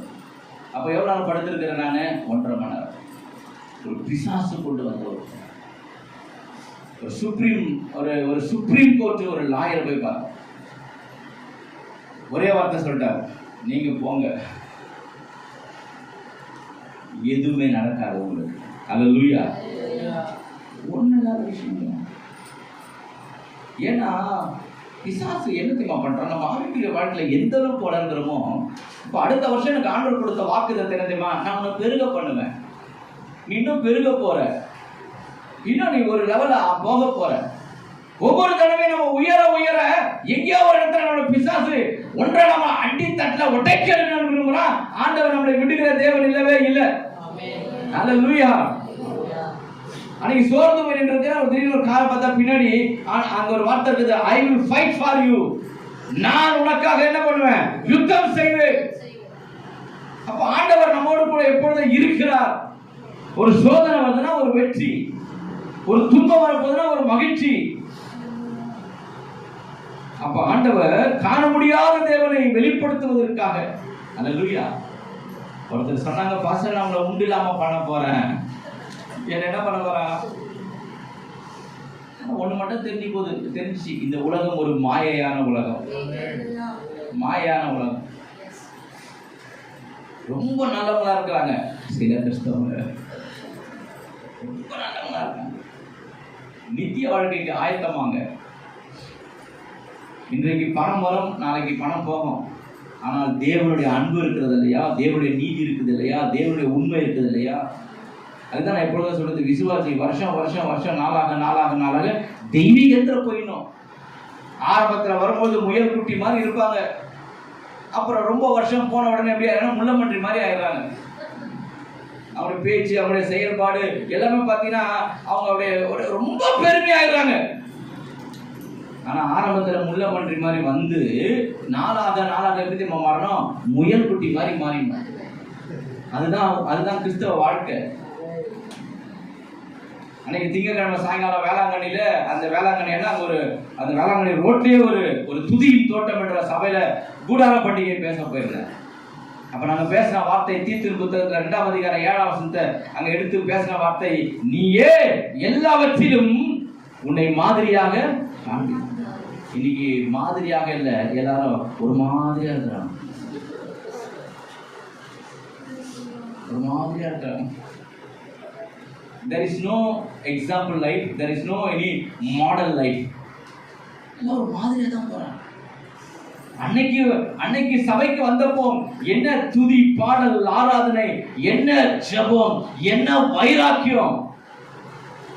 நாளாக இன்னைக்கு மக்களுக்கு என்ன ஆயிடுச்சுன்னா அந்த கிறிஸ்துவின் மேல இருக்கிற அன்பு, கிறிஸ்துவின் மேல இருக்கிற வைராக்கியம் எல்லாம் போயிடுச்சு. எப்போ முடிப்பாங்க, எப்போ வீட்டுக்கு போலாம், எப்போ ரெஸ்ட் எடுக்கலாம், இவைகளிலே ஜனங்க போயிட்டாங்க. ஆனால் எவ்வளவு நாளாக ஆனாலும் கர்த்தருக்குள்ள என்ன பண்ணோம்? வளர்ந்துகிட்டே இருக்கணும். நான் இப்பொழுது ஆண்டவர்கிட்ட சொல்றதுக்கு ஒவ்வொரு விஷயம், ஆண்டவரே நான் என் ஜீவன் இருக்கிற வரைக்கும் நான் ஓடிக்கினே இருக்கணும். அதுதான் சொல்றேன், எப்பொழுதும் குதிரை யுத்தத்துல செத்தா தான் குதிரைக்கு பெருமை, தொழுவத்துல செத்தா தூக்கி குப்பத்தட்டுல போட்டுருவாங்க குதிரை. அதனால குதிரை எதிர சாகணும் யுத்தத்துல, அப்பதான் அதுக்கு மதிப்பு மரியாதை. டேய் குதிரை யுத்தத்துக்கு போச்சுடா, யுத்தத்துல செத்து போச்சு, ராஜா மரியாதை அந்த குதிரைக்கு ஊர்ல. ஆனா அந்த குதிரை தொழுவத்துல செத்து அவ்வளவுதான். நானும் ஒவ்வொரு தடவை யோசிப்பேன், ஆண்டவரே நான் ஓடினது போதும், என்னை எப்படியாவது ஒரு இடத்துல வச்சிருங்க. அப்பதான் ஒரு பெரிய பிரச்சனையை கொண்டு வருவாரு. என் வாயால இடத்துல வார்த்தையை கொண்டு வருவாரு, நான் இன்னும் ஓடுறேன்ப்பா, நான் இன்னும் போறேன்ப்பா, நான் இன்னும் ஓடுற ஆண்டவரே. அந்த வார்த்தையை வர வைக்கிற வரைக்கும் நான் வறுத்துக்கிட்டே இருப்பாரு. ஒவ்வொரு தடவையும் எனக்கு மார்ச் 15ஆம் தேதி பிறந்தநாள் வரும்போதெல்லாம் நிறைய பேர் எனக்கு ஃபோன் போட்டு என்ன பண்ணுவாங்கன்னா என்ன வாழ்த்துவாங்க, என்னுடைய நண்பர்கள் எல்லாம் வாழ்த்துவாங்க. அப்போ யார்கிட்டலாம் என்ன தெரியுமா கேட்க நினைப்பேன், இந்த வருஷமாவது இந்த சென்னையிலேயே நான் இருந்து ஊழியத்தை பார்த்துக்க யாராவது ஜோம் பண்ண மாட்டாங்களா, ஜோம் பண்ண ஆசையாக காத்துட்டு இருப்பேன். யாராவது ஒரு நபர் அதில் வந்துட்டு சொல்ற ஒரே வார்த்தை, நீ புறப்பட்டு போக வேண்டிய இடம் வெகு தூரம். அவ்வளோதான், சைலண்ட் ஆகிடும். ஏற்கனவே ஓடியாச்சு, ஓடாத இடம் இல்ல, போகாத இடம் இல்ல, போய் இடங்களே சலிச்சு போச்சு. ஊட்டிக்கு ஒரு தடவை 2 தடவை போகலாம், 25 தடவை போயிட்டு வந்துட்டேன். கொடைக்கானல் 6 தடவை போயிட்டு வந்துட்டேன். டெல்லிக்கு பல தடவை போயிட்டு வந்துட்டேன். எல்லா இடத்துக்கும் போனாங்க. அப்போ போர் அடிக்குமா அடிக்காதா? போன இடத்துக்கே போனேன். ஃபர்ஸ்ட் ஊட்டி பார்த்தா அந்த ட்ரெயினை பார்த்தா எனக்கு போர் அடிச்சு போச்சு. சில வெளிநாடுகளுக்கு போய் போர் அடிச்சு போச்சு. இப்போ என்ன ஆசைப்படுறேன்னா இந்த சென்னையிலேயே ஜாலியா சுத்திட்டு இருக்கலாமா. ஆனா ஆண்டவரே இந்த சென்னையிலேயே இந்த வருஷம் இருக்கிறதுக்கு கிருபை பாராட்டுங்கப்பா. அப்படி போயிட்டு வீட்டுக்குள்ள வந்துடணும். அப்படி போயிட்டு அப்படி எப்ப நினைக்கிறோம், ஒரு பூகம்பம் மாதிரி ஒரு பிரச்சனையை கொண்டு வருவாரு. கொண்டு வந்த உடனே என் வாயால நீ தொடர்ந்து ஓடுறப்பா, நான் இன்னும் என்ன பண்றேன் போறேன்ப்பா, ஒண்ணு மட்டும் நான் போவதற்கு எனக்கு தேவையான பெலனை மாத்திரம் தாங்கப்பான்னு கேட்ப ஆண்டவர்கிட்ட ஒரு அமைச்சர். அல்லேலூயா. வேதம் சொல்கிறது கிறிஸ்துவினுடைய பிறப்பின் அந்த 2வது ஆசீர்வாதம் என்னன்னா, நீங்க சீக்கிரமாய் ஆண்டவரை தரிசிக்கக்கூடிய கிருபையை கர்த்தர் தருவார். ஒருவேளை அவரோட தொடலாம், ஒருவேளை அவங்களோட கூட பேசலாம், எதிர்பாராத நன்மை உங்க வாழ்க்கையில நடக்கலாம், மகிமையும் மகத்துவமான காரியத்தை கர்த்தர் செய்யலாம், உங்கள் வாழ்க்கை நிலைமைகள் மாறலாம். ஏதோ ஒரு அற்புதத்தை உண்மையை சொல்றேன், ஆண்டவர் உங்களுக்கு செய்ய போறாரு. அல்லேலூயா. உங்க நிலைமை மாறப்போகுது. உங்க வாழ்க்கையில ஏதோ ஒரு காரியத்தை கர்த்தர் செய்ய போகிறார், ஒரு அற்புதத்தை. அல்லேலூயா. அதுதான் ஆண்டவர் பிறப்பின் ரகசியம். 3வதாக ஆண்டவர் நமக்கு தருகிற அந்த வார்த்தை என்ன? 3வதாக நமக்கு தருகிற வார்த்தை என்ன? எடுத்து வாசிப்போம். 1 தீமோத்தேயு புத்தகம் 2ஆம் அதிகாரம் 5ஆம் வசனம். 1 தீமோத்தேயு புத்தகம் 2ஆம் அதிகாரம் 5ஆம் வசனத்தை வாசிப்போம். தேவன் ஒருவரே, தேவனுக்கும் மனுஷனுக்கும் மத்தியஸ்தரும் ஒருவரே. அப்போ இங்க பார்க்கிறோம், 3வதாக கிறிஸ்துவனுடைய பிறப்பின் நோக்கம் என்ன என்று சொன்னால், தேவனுக்கும் மனிதனுக்கும் இடையே ஆண்டவர் யாராக வந்தார்னா மத்தியஸ்தராக ஆண்டவர் வந்தார். அல்லேலூயா. அதனால ஆண்டவர் உங்களுக்கு மத்தியஸ்தம் செய்ய போறார். உங்களுக்கு என்ன செய்ய போறாரு? மத்தியஸ்தம். ஆண்டவர் உங்களுக்கு நீதியுள்ள நியாயாதிபதியாக கர்த்தர் இருப்பார். உங்களுக்கு ஆண்டவர் நியாயம் செய்ய போகிறார். உங்க வாழ்க்கையில யாராவது உங்களுக்கு அநியாயம் பண்ணிடுதுன்றானால், உங்க வாழ்க்கையில யாராவது அக்கிரமம் பண்ணிடுதுன்றானால், உங்களுக்கு யாராவது உங்களுக்கு நம்பிக்கை துரோகம் பண்ணியிருப்பாங்கன்னு சொன்னா, உங்க இருதயத்தை உடைச்சு உங்களை வேதனைப்படுத்தி இருப்பாங்கன்னு சொன்னா, ஆண்டவர் உங்களுக்கு இந்த கிறிஸ்துமஸ்ல தருகிற வாக்குத்தத்தம் என்ன தெரியுமா? அவர் மத்தியஸ்தராக இருந்து செயல்பட போறார். அல்லேலூயா. அவர் மத்தியஸ்தராக, அவர் நீதியுள்ள நியாயாதிபதியாக இருந்து செயல்பட போகிறார். அதுல ஆண்டவர் ஒரு நாளும் நம்மளை விடவே மாட்டார். கஞ்சாடையை நம்மளை விடுகிறவர் அல்லவே அல்ல. இஸ்ரவேல் ஜனங்க என்ன தெரியுமா பண்றாங்க? அவங்க எகிப்திலிருந்து கானானுக்கு போறதுக்கு எந்தெந்த ஊர் வழியா போனா ஷார்ட் ரூட்டா இருக்குமோ, அது ஏதாவது ஒரு ஊர் வழியா ஷார்ட் ரூட்டா போலான்னு பார்த்தப்போ அமலேக்கு கிட்ட போய் கேட்கிறாங்க, ஐயா உங்க ஊர் வழியா போயிட்டா கொஞ்சம் ஷார்ட்டா இருக்குமேனு. அமலேக்கு என்ன பண்ணா, வாங்க வாங்க எங்க ஊர் வழியா போங்க அப்படின்ட்டான். அவங்க எல்லாம் ஒரு முக்காவாசி பேர் போயிட்டு கடைசியில பாத்தீங்கன்னா இந்த பலவீனமானவங்க எல்லாம் கடைசியில தான் பிரயாணத்துல வருவாங்க. கர்ப்பமா இருக்கிறவங்க, ஊனமா இருக்கிறவங்க, சின்ன சின்ன குழந்தைங்க, முதியோருங்க, இவங்கெல்லாம் அந்த பிரயாணத்தில் கடைசியில வருவாங்க. பலவீனமானவர்கள் அவங்களெல்லாம் வெட்டிட்டாங்க. நடக்கிறவங்கெல்லாம் விட்டுட்டு அமலேக்கு முன்னாடி போறவங்க விட்டுட்டு கடைசியா வந்தாங்க பலவீனமானவங்க, குழந்தைங்க, முதியோருங்க எல்லாரும் வெட்டி போட்டான். ஆண்டவருக்கு கோபம் வந்துச்சு. கொஞ்ச நாள் போச்சு. இந்த இஸ்ரவேல் ஜனங்க மறந்துட்டாங்க, இந்த அமலேக் பண்ணதை மறந்துட்டாங்க. ஆனா யார் மறக்கல தெரியுமா? ஆண்டவர் மறக்கல. அந்த செய்கையை தன் மனதில் ஆண்டவர் வைத்திருந்தார் என்று அங்கே சாமுவேல் புத்தகத்துல வாசிக்கிறோம். நேரம் வந்தது, ஆண்டவர் சவுலை எழுப்பினார். அந்த அமலேக்கு குழந்தைய கூட விடாதப்பா, எல்லாரையும் வெட்டி போட என்று சொன்னார் ஆண்டவர். ஆண்டவர் எப்படிப்பட்ட தேவனா இருக்கிறார்? நீதியுள்ள நியாயாதிபதி. இன்னைக்கு எத்தனை பேர் நமக்கு அநியாயம் இழைக்கிறாங்க தெரியுமா? இன்னைக்கு யார்கிட்ட நம்ம நம்பி போக முடியும்? அழகா மோசஸ் ராஜசேகர் அவர் ஐயா பாட்டு பண்ணாரு ரொம்ப வருஷம் முன்னாடி, எனக்கு மறக்க முடியாது. நான் யாரை நம்புவேன், நான் யாரை வெறுப்பேன், நான் யாரை நம்புவேன், நான் யாரை வெறுப்பேன், என்கிட்ட நல்லவன் போல நடிச்சு போட்டு நடுத்தருட விட்டு போட்டானே, என்ன செய்வேன் எம் பெருமானே. நிறைய பாட்டுங்க வருது. சில பாட்டு நம்ம வாழ்க்கையில சில சந்தர்ப்பத்துல சில சூழ்நிலை நடக்கும்போது அப்பதான் அந்த வரி நமக்கு பெருசா தெரியும். இப்போ சமீபத்துல நான் பாடின பாட்டு என்ன பாட்டு? அதாவது உடைந்த பாத்திரம் நான், அது உமக்கே தெரியும். இவனால நான் பாடுதில்லை அந்த பாட்டை பாடுதில்லை. இப்போ இந்த மாதம் நான் உடைஞ்ச உடனே அந்த பாட்டை கேட்டுக்கிட்டே என்னது கேட்டுக்கிட்டே ஆமா, தேவகுமாரா தேவகுமாரா உடைஞ்ச பாத்திரம் நான் ஆண்டவரே அப்படின்னு. அப்ப நல்லா இங்க கவனிப்போம் அன்பு தேவனுடைய பிள்ளைகளே. ஆண்டவர் எப்படிப்பட்டவர்கள்? மத்தியஸ்தரா இருக்கிறார். இந்த கிறிஸ்துவின் பிறப்பிலே உங்களுக்கு ஆண்டவர் தருகிற வார்த்தை என்ன வார்த்தை? நீதியும் நியாயமும் கர்த்தர் உங்களுக்கு செய்வார். நீங்க இழந்ததை திரும்ப பெற்றுக் கொள்வீங்க. எங்கெல்லாம் இழந்திருக்கிறீங்களோ பெற்றுக் கொள்வீங்க. ஒரு ப்ராஸ்பரிட்டி கட்ட தருவார், ஒரு சேஞ்ச கட்ட தருவார். பாருங்க, ஒரு கொரோனா டைம்ல நான் 3 தடவை பைக்கில் கேஜிஎஃப்க்கு போய் ஊழியர் செஞ்சேன். பைக்கில் ஸ்ப்ளெண்டர்ல 225 கிலோமீட்டர் இருக்குது. இரவோடு இரவா போவேன். வெள்ளூர் போய் ஸ்டே பண்ணிட்டு மறுபடியும் விடிகாலையில் கிளம்பி போய் ஒரு 3 தடவை போனேன். ஆண்டவர் அறிவார் சொல்றவா. அப்போ என்னுடைய நண்பர் ஒருத்தர் என்ன பண்றாரு, அந்த ஊழியத்தின் தியாகத்தை பார்த்து அவர் சொன்னாரு, அண்ணா நீங்க என்ன ஸ்ப்ளெண்டர் வண்டி வச்சிருக்கிறீங்க, நீங்க கொஞ்சம் நல்ல பெரிய வண்டி போங்கண்ணா, 150 சிசி போங்கண்ணா அப்படின்னாரு. 150 சிசி அந்த வண்டி பார்த்தா செம்ம வெயிட்டா இருக்குது. இப்போ நான் எனக்கு வயது ஏற ஏற உடம்புல அந்த பேலன்ஸ் என்ன பண்ணுது, குறையுது. வண்டி வெயிட் ஆனால் அந்த வண்டியை பேலன்ஸ் பண்ண முடியல. அதனால் சொன்னேன் 150 சிசி வேணாம். முதல்ல இவர் இந்த வண்டியை வாங்கி தரேன்னு சொல்லும் போது எனக்கு நம்பிக்கையே கிடையாது. ஏன்னா அந்த கிறிஸ்தவத்தில் ஊழியர் செய்யும்போது எங்களுக்கு எவ்வளோ பேர் என்னெல்லாம் வாங்கி கொடுக்குறேன்னு சொல்கிறாங்க தெரியுமா? ஆனால் யாருமே வாங்கி கொடுத்ததில்லை. அதை வாங்கி கொடுக்குறோம், இதை வாங்கி கொடுக்குறோம், இதை பண்ணுறோம், அதை பண்ணுறோம், வாய் இருக்குதுன்னு அப்படியே வெண்ணெய்களையும் நெய்யும் தேனையும் தடவி என்னன்னா சொல்லிடுறாங்க. நான் நம்பவே இல்லை அவர் எனக்கு வண்டி வாங்கி கொடுப்பாரு. நான் கம்மல் விட்டுட்டேன். 1 மாதம் ஆச்சு, 2 மாதம் ஆச்சு, 3வது மாசம் ஃபோன் பண்றாரு, அண்ணே நான் உங்களுக்கு வண்டி வாங்கி தரேன்னு சொன்னேன், என்னன்னாச்சு? நான் சொன்னேன், அந்த நீங்க வச்சிருக்கீங்க அந்த ஸ்ப்ளெண்டர் வண்டியை கொண்டு என்ன பண்ணுங்க, வித்துருங்க, அதனுடைய அந்த முன்பணத்தை மட்டும் போய் போட்டு என்ன பண்ணுங்க, நீங்க அந்த ஒரு வண்டியை வாங்கிடுங்க. எனக்கு நம்பிக்கையே இல்லை. இவர் மாசம் மாசம் நமக்கு ஒழுங்கா கட்டுவாரா? திடீர்னு 6வது மாசம், அண்ணன் சாரிண்ணே எனக்கு வேலை போயிடுச்சு, என்னால் கட்ட முடியல, நம்மளை கழட்டி விட்டுருவாரா? பல யோசனை. எனக்கு நம்பிக்கையில நான் வாங்குவேன். கடைசியாக சொல்கிறேன், அண்ணன் இந்த கிறிஸ்மஸ்க்குள்ள நான் சொல்றது 2 வருஷம் முன்னாடி நீங்கள் வாங்கி ஆகணும். இது புரியலடா. சரி, நேராக போனேன், ஃப்ரெண்டை விற்றேன், ஒரு 30,000 ரூபாய்க்கு முன்னாடி கட்டினேன், ஒரு 125 சிசி வண்டியை எடுத்த பிறகு வந்து ஜோம் பண்ண மாட்டேனாரு. அந்த வண்டியை வெளியே எடுத்து நான் சொன்னேன், நீங்கள் வாங்க தம்பி, எனக்கு ஒரு ஜோம் பண்ணி கொடுங்கண்ணே. இல்லைண்ணே நான் அதெல்லாம் வரமாட்டேனே, நீங்கள் ஜோம் பண்ணி ஆசிரியர் வீட்டுக்கு எடுத்துன்னு போங்கன்ட்டாருங்க.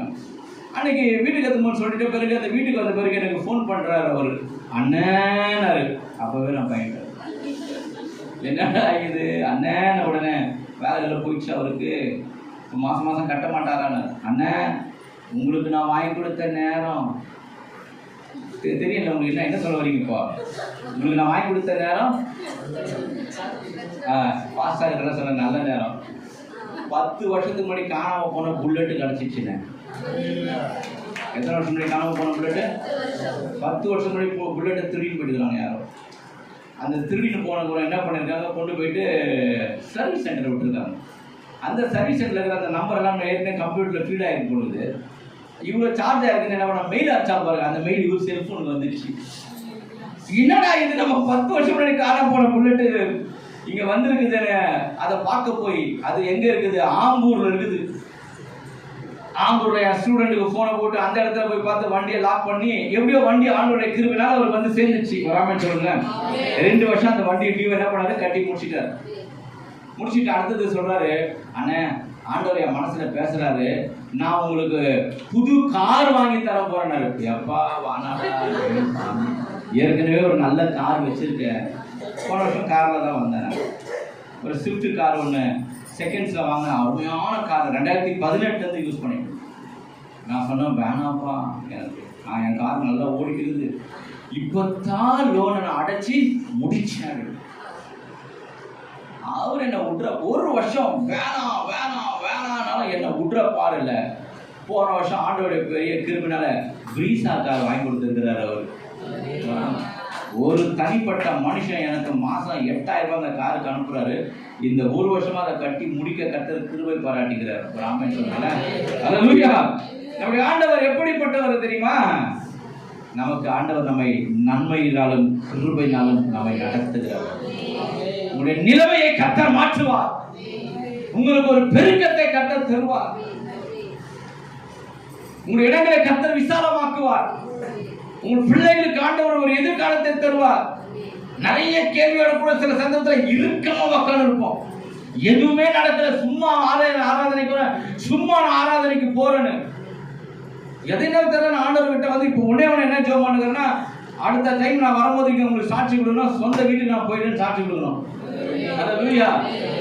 இன்னைக்கு வரைக்கும் வாடகை வீட்டில் இருந்து ஒரே ஒரு காரணம் என்னன்னா, அந்த காலத்தில் இருக்கிற இந்த பெந்தகோஸ்த பாஸ்டர்ஸ் சொன்னாங்க, ஐயா கூட சொல்லுங்க, இந்த பெந்தகோஸ்த பாஸ்டர்ஸ் எல்லாம் எங்களுக்கு கொடுத்த ஒரு தவறான உபதேசம், வீடு வேணாம், வாசல் வேணாம், ஆண்டோடைய வருகை மிக சமீபம், இந்த பொக்கிஷத்தை இங்க சேர்க்காத அப்படின்னு சொல்லிட்டு அந்த பாஸ்டர்கள் எல்லாம் சொந்த வீடு கட்டிட்டு சொந்த சர்ச்சை கட்டிட்டு போயிட்டாங்க.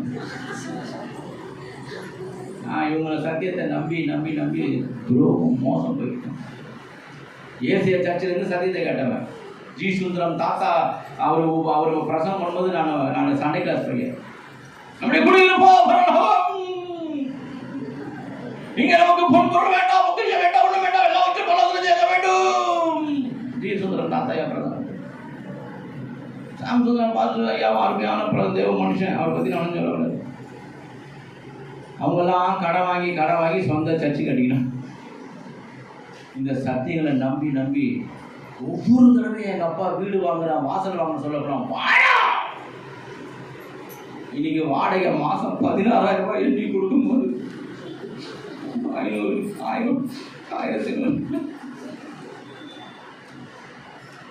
யாருக்கிட்டையாவது ஒரு இடம் தான் சொல்லுங்க, ஒரு வீடு தான் சொல்லுங்கன்னு சொன்ன உடனே சமூகத்தியா உடனே கடன் கேட்குறது.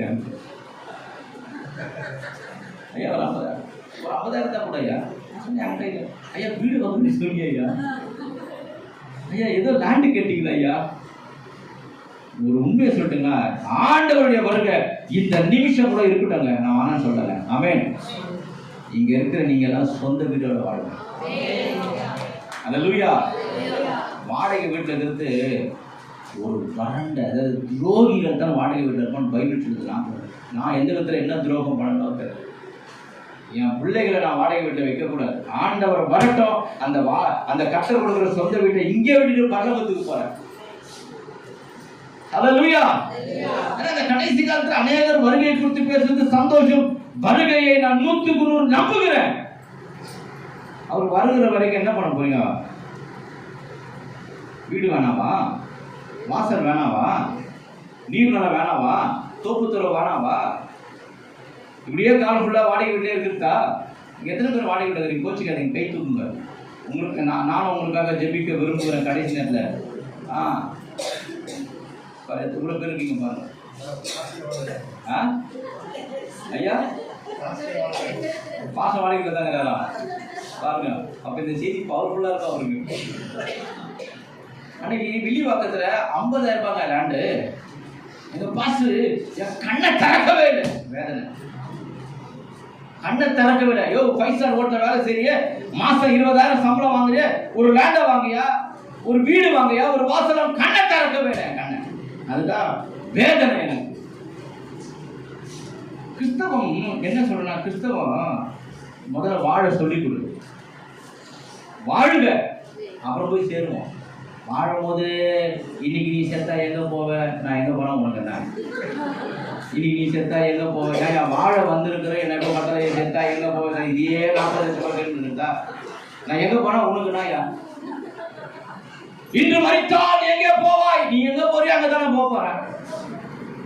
முதல்ல இந்த பூமியை யார் படைத்தது? தேவன் தானே படைத்தார். இதை படைக்கிறதுக்கு எல்லா வசதியும் ஆண்டவர் தானே கொடுத்தார். சூரியன் கொடுத்தார், நிலா கொடுத்தார், சந்திரன் கொடுத்தார், தோப்பு கொடுத்தார், எல்லா வகை பழம், எல்லா விதமான விதைத்தரும் எல்லாமே அவர் தானே கொடுத்தாரு. இதை ஆண்டு புசிகள் அவர் தானே சொன்னாரு, அவர் தானே வாழ அனுப்பினாரு. அப்ப இந்த பூமியிலே நான் வாழல. பரலவா அந்த ஆண்டவர்கிட்ட நடனம் பண்ணிடலாம். அப்ப நாங்க இங்க என்ன பண்ணுறோம்? பாடின்னு தான் இருக்கிறோம், கர்த்தரை துதிக்கிறோம், தவறாக உபதேசம் பண்ணல.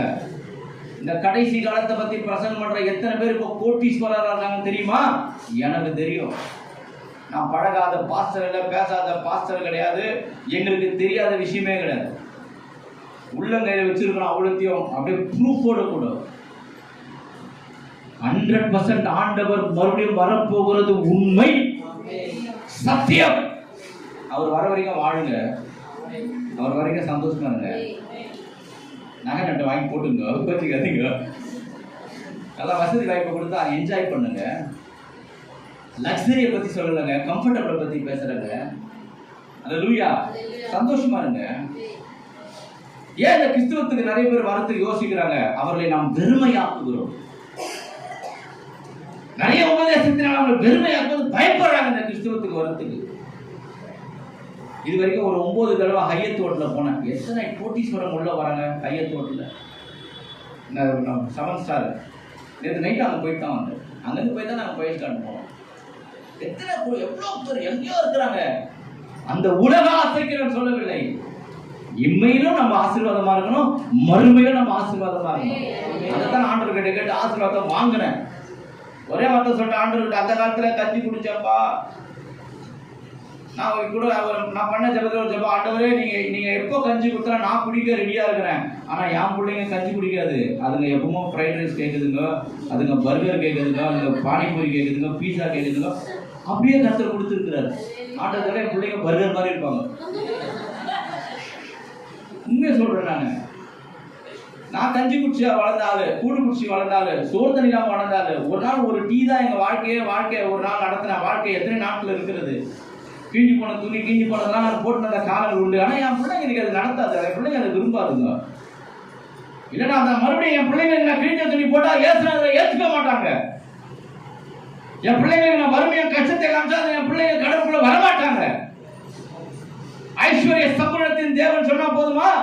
தம்பி சிரிக்காதீங்க, பிரசனத்தை பாருங்க. ஐஸ்வர்ய சம்பரத்தின் தேவன் சொன்னா போதுமா? வானத்தின் பூமியின் தேவன் உண்டாக்கினார், பொன்னும் வெள்ளியும் அவருடைய வாயில சொன்னா போதுமா? எல்லாத்தையும் நம்ம அனுபவிக்கணும், அதுக்கப்புறம் பரலோகம் போலாம். அல்லேலூயா. நம்ம வாழ்க்கையில இன்னும் நன்மையை சரியா பார்க்கலங்க, நன்மையை சரியா காணல. எப்படிங்க? எல்லாத்தையும் பார்க்கணும், அதுல நான் படிப்படியா பார்த்துக்கிட்டு வர. எப்படி தெரியுமா? வெய்ய ஆண்டவர்னு கேட்கிறேன், எனக்கு முதல்ல வைக்கிற வழியை பாருங்க, எனக்கு முதல்ல செய்யற வழியை பாருங்க. என்னால் சும்மா வேடிக்கை பார்க்க முடியாது. அவங்களும் அப்படி வாழ்றாங்களா, ஓ இவனும் அப்படி இருப்பாங்களா, அந்த கதையில நான் எல்லாத்தையும் எனக்கு நானும் அப்படி நடக்கணும், என் பிள்ளைங்களும் அப்படி போனோம், நானும் அதை கரெக்டாக நடத்தி கொண்டு வருதுன்னு சாட்சியாக சொல்லுவேன். ப்ரௌடா சொல்லலைங்க, வசனத்தை விளங்கி கொள்ளுங்க. ஆண்டவர் பரலோகம், பரலோகம் என்பது பெரிய இடம். நான் ஒவ்வொரு இடம் போகும்போது யோசிப்பேன், இந்த இடமே ஒரு அழகா இருக்கும், பரலோகம் ஒரு அழகா இருக்கும், இவங்க இப்படி வரணும், பரலோகம் எவ்வளோ அழகா இருக்கும். அந்த பரலோகத்தின் வாழ்க்கை முதல்ல எங்களுக்கு தாங்கப்பா. முதல் பரலோகம் எது தெரியுமா? உங்க குடும்பம் தான் முதல் பரலோகம். எங்க ஃபேமிலியில சந்தோஷமா இருக்கீங்க பார்த்தீங்கன்னா, அதாங்க முதல் பரலோகம். அப்புறம் தாங்க அந்த பரலோகம். இந்த பரலோகத்தை விட்டுட்டு அந்த பரலோகம் என்பது அப்புறம் போலாம். அப்போ என்ன நாம் பண்ண வேண்டும்? கிறிஸ்துவனுடைய இந்த பிறப்பின் அனுபவம், நீ ஆசீர்வாதமாயிரு, உனக்குள்ள நன்மையும் உனக்குள்ள சந்தோஷத்தை நீ காண வேண்டும். அல்லேலூயா. அதெல்லாம் பார்க்காம போகக்கூடாது. நான்காவதாக பார்ப்போம், எடுத்து வாசிப்போம். எபிரேயர் புத்தகம் 5ஆம் அதிகாரம், எபிரேயர் புத்தகம் 5ஆம் அதிகாரம் 1 வாசிப்போம். எபிரேயர் புத்தகம் 5ஆம் அதிகாரம் 1 வாசிப்போம். அன்றையும் மனுஷரில் தெரிந்து கொள்ளப்பட்ட எந்த பிரதான ஆசாரியனும், மனுஷரில் தெரிந்து கொள்ளப்பட்ட எந்த பிரதான ஆசாரியனும் பாவங்களுக்காக காணிக்கைகளையும் பலிகளையும் செலுத்தும்படி மனுஷருக்காக தேவ காரியங்களை பற்றி நியமிக்கப்படுகிறார். அப்போ ஆண்டவர் எதற்காக வந்தார் என்று சொன்னால், அவர் உத்தமமான பிரதான ஆசாரியனாக இருக்கும்படியாக வந்தார். அவர் சாதாரண ஆசாரியர் அல்ல, மகா பிரதான ஆசாரியனாக வந்தார். அப்ப நமக்காக அங்க பரிந்து பேசுவதற்காக பிதாவிடத்தில் ஆண்டவர் என்ன பண்ணார்? வந்தார். அப்ப நாம், ஆண்டவரே எனக்காய் பரிந்து பேசுங்கப்பா, எனக்கு தர வேண்டிய நன்மைகளையும் ஆசீர்வாதங்களையும் என் கண்களினாலே நான் காண வேண்டும் என்று கர்த்தரிடத்தில் கேட்கணும். அல்லேலூயா. அதை என்ஜாய் பண்ணணும், அதை நம்முடைய வாழ்க்கையில அனுபவிக்கணும். ஏன் இஸ்ரவேல் ஜனங்க கானான் தேசத்தை சுதந்திரிக்கவில்லையா? பண்படுத்தாத தேசம், கட்டாத பட்டணம், நடாத திராட்சை பட்டணம், எத்தனை விதமான நன்மைகளை குறித்து அது உபாகம் 8ஆம் அதிகாரம் ஒவ்வொரு வசனத்தை வாசிக்கும் போது அங்கே இரும்பும் கல்லும் பாலும் தேனும் ஓடுகிறது, அது கோதுமையும் வார் கோதுமையும், எத்தனை விதமான நன்மைகளும் ஆசீர்வாதம் சொல்லும் போது, கானான் தேசத்தில் இஸ்ரவேல் சுதந்திரிக்கும் போது ஆவிக்குரிய இஸ்ரவேல் அதை விட நம்ம அதிகமாக இந்த பூமியில சுதந்திரிக்கணும். அல்லேலூயா. ஆனா நான் இப்ப என்ன பண்ணுறதுமா, எந்த நேரம் எங்க கிடைக்குதோ போய் நிலங்களை பார்க்குறேன். இது எவ்வளோ ஸ்கொயர் ஃபீட்டு, அது எவ்வளோ ஸ்கொயர் ஃபீட்டு, எங்கேயோ ஒரு இடத்துல வேகமா வாங்க தான் போறேன். அல்லேலூயா. வீடை கட்ட தான் போறேன். கட்டி முடிச்சு திரகப்பதி அன்னைக்கு ஆண்டவர் வந்தா நான் தேங்க்யூப்பா சாமி கையில் கொடுத்து போயிடுவேன். சந்தோஷப்பா. நான் வந்த வாழ்க்கையில அல்லேலூயா.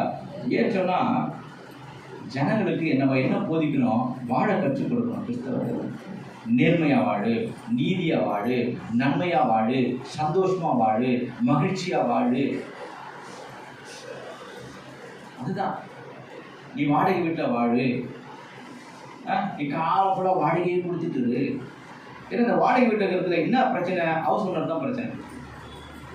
கேட்டையா திறந்து வச்சுட்டு போறீங்க, கேட்டை கட்டுமான வச்சு படுத்துங்க. தண்ணியா ரொம்ப செலவு பண்றீங்க. ஏன்னா உங்க தாத்தா உங்க தண்ணி, உங்க அப்பாவோட தண்ணி. ஏன்னா வானத்துல அவர் தானே மண்ணாவை பொழி வைக்கிற மாதிரி பொழி வைக்கிறாரு. அவங்க தான் தண்ணி செலவு பண்ண, அவங்க தண்ணி செலவு பண்ணாங்க. சொந்தக்காரங்களாம் உங்க வீட்டில் வரக்கூடாது. அப்ப என் சொந்தக்காரங்க செத்துருவாங்க, உங்க சொந்தக்காரங்க வீட்டில் இருப்பாங்களா? அதுவும் ஒரு கிறிஸ்தவங்கிட்ட போய் இருந்து பாருங்க, அதை விட பெரிய பிரச்சனை. யார் தொல்லை பெரிய தொல்லை? அவங்களாம் எங்க இருந்து வந்தாங்க? பூமியில இருந்து வந்தாங்க. ஒரு காலகட்டத்தில் எல்லாருமே வீடு வாசல் இல்லாம கஷ்டப்பட்டு வந்தாங்க. ஏதோ தாய் தகப்ப கொஞ்சம் புண்ணியம் பண்ணி சேர்த்து வச்சு போயிட்டாங்க. யார் தகப்ப ஒரு ததுல குடிச்சே அடிச்சுட்டு போயிட்டாரு எல்லாத்தையும். நல்ல மனுஷன், அவரை குடிச்சாரு, சாப்பிட்டாரு, நல்லா ட்ரெஸ் பண்ணாரு, ஐசெப்ல பெரிய ஆஃபீஸர், ஒன்றும் சேர்த்து வைக்காம போயிட்டார். அவர் வரைக்கும் என்ஜாய் பண்ணார். சாலமோன் கூட எங்க அப்பா சாலமோனுடைய அப்பாவா இருந்திருப்பாரு. Enjoy life. எங்க அப்பா அப்பா ஆபீசர். எங்க அப்பா ஜிஎம்க்கு பக்கத்து ரூம். எங்க அப்பா பேரு எனக்கு ஆபீசர் வீட்டு பிள்ளை. எங்க அப்பா செத்த பேர் எங்களுக்கு கொடுத்தாங்க ஒரு பேர், குடிகார வீட்டு பிள்ளைங்க. நாளைக்கு ஒரு நாள் நான் செத்தா எங்க அப்பா பைபிள் காலேஜில் பிரின்சிபாலா இருந்தார். 20 வருஷம்ன்ற பேரை நான் வாங்கிட்டோம்.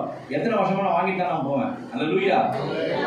என் பிள்ளைங்க நான் இல்லைனாலும் எங்க அப்பா எங்களுக்கு ஒரு நல்ல ஹை லெவல்ல பள்ளிக்கூடத்தில் எஜுகேஷன் கொடுத்துருக்கேன். நான் சாதாரண ஸ்கூல்ல படிக்கல, எஸ்பிஆர் ஸ்கூல்ல படிக்க வச்சேன். WCCல பிள்ளை படிச்சு முடிக்க போறேன். இன்னும் எந்த அளவுக்கு படிப்பு கொடுங்க, அந்த அளவுக்கு படிப்பு கொடுக்குறேன். உன் கண்கள் திறக்கப்படுவதா, உன் பிள்ளைகளுடைய கண்கள் நம்மை திறக்கப்படுவதா, உனக்கு ஆசீர்வாத நன்மை உண்டாவதாக, உங்க சபை எல்லாம் விரிவாகட்டும்.